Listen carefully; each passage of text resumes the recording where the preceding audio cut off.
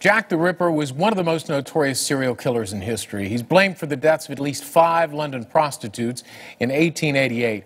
Tonight, there's a possible new clue in that case. Self-described armchair detective Russell Edwards says a trace of DNA from one victim's shawl has finally revealed the murderer's identity. He says the DNA is from Aaron Comiskey, a 23-year-old Polish immigrant and an original suspect. And to get DNA from the material on there, from both the killer and the victim, has been phenomenal. And to have it matched is amazing. I'm 100% certain. Definitive proof, conclusively proven, put the case to bed. Edwards bought the blood-stained shawl at an auction in 2007. He then asked a forensic scientist to analyze it. Edwards has a book coming out on the subject tomorrow called Naming Jack the Ripper. Mehul Anjaria is a forensic DNA consultant who's worked with law enforcement on homicide cases and joins us tonight. Mehul, welcome.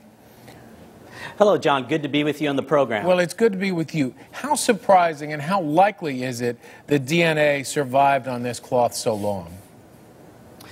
Well, it's not necessarily surprising that some level of DNA survived on the cloth. The real question is that the results that were obtained, are they actually from DNA that was deposited back in 1888?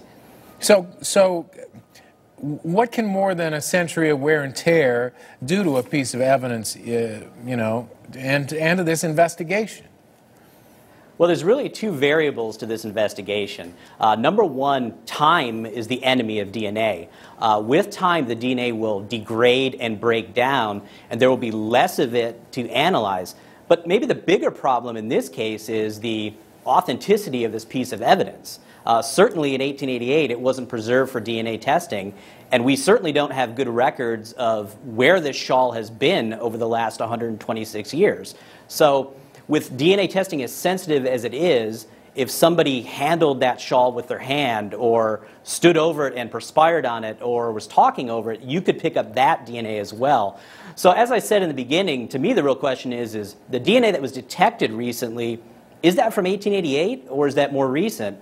And DNA technology really cannot put a timestamp on DNA profiles that are analyzed in the laboratory. What do you think? Well, I think as a scientist reading all the news articles today, there's actually more questions than answers. And there are a number of things that would have to be vetted before I would really even offer an opinion on this.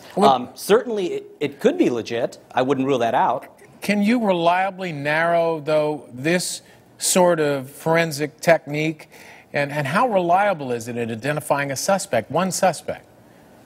Well, this is one of the problems, is that we don't know the exact technique, and not all DNA analysis is the same. Some of it, of course, is very powerful, and we hear in cases that the crime scene evidence match a suspect, and that evidence would be expected to be found in 1 in 38 quadrillion people, meaning that it's almost individualizing the profile, but we don't know that that was the technology that was used. From what I read, a specified type of technology called mitochondrial DNA was used, and we know for a fact that that is not as discriminating as the classic DNA testing. Well, how do they trace it back then, so far? Well, yeah, so the good news about mitochondrial DNA testing is that all maternal relatives will have the same mitochondrial DNA profile. So this is why it's useful for historical investigations. So by looking at descendants of the victim in the case, as well as Comiskey, you can compare their mitochondrial DNA with any mitochondrial DNA that was found on the shawl and see if they agree. Why do you think there's such intrigue with this murder? Well, I think there's been so much folklore passed down over the years. I think the fact that it's unsolved is very sexy to people. And I think that the DNA is going to be met with a lot of doubt simply because it came back to one of the likely suspects. And that kind of takes away from the romance of the story. Mehul Anjaria, it's good to have you on the program. Thank you very much. My pleasure.